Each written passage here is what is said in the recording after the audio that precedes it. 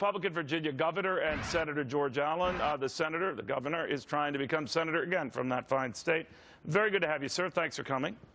Good to be with you, Neil. In a two-way contest, largely between Ron Paul and himself, that is Mitt Romney. Mitt Romney won Virginia. A lot of conservative hackles that Rick Santorum and Newt Gingrich didn't get a chance to be on the ballot for whatever reason. But that's going to lead to anger in the state among conservatives. Is it justified?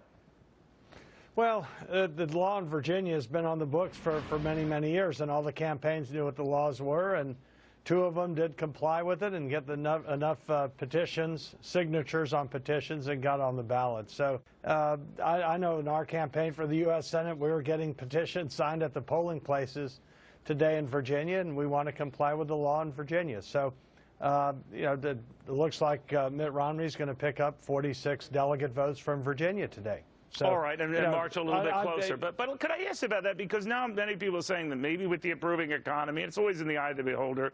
You and I have chatted about this in the past, that maybe Republicans at this juncture, since it would only take a few seats, have a better shot at turning the Senate, presently Democratic by the closest of margins, Republican, even if it means in the interim they lose the White House again. What do you make of that strategy? Well, all I know is that most people who look at Virginia's race, the Senate race here in Virginia, it's a 51st seat for the Republicans or the Democrats. Most people feel that the Republicans have a really good shot at picking up North Dakota, Nebraska, and Montana, and Virginia would be 51. And we have a close race in Virginia.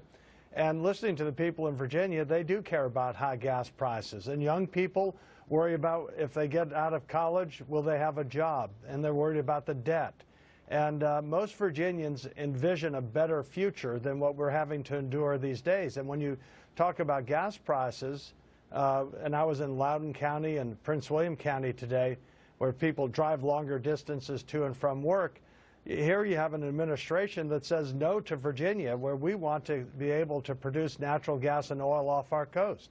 Most Virginians agree with me that we ought, if we're not going to use American energy, we ought to get it from a close friend and neighbor, Canada, with a Keystone Pipeline. But my opponent, Tim Kaine's right in there with President Obama against that. So the good news is what we're trying to do in our campaign is provide positive, constructive ideas, motivate people for solutions that will work. And I think that's what's going to make the difference in Virginia for anybody who drives a car or pays taxes or works for a living. It seems to me that you can motivate them for positive ideas, and that's what I hope our eventual nominee will do as well. All right. We'll watch closely. Governor, Senator, always a pleasure. Thank you very, very much. Thank you.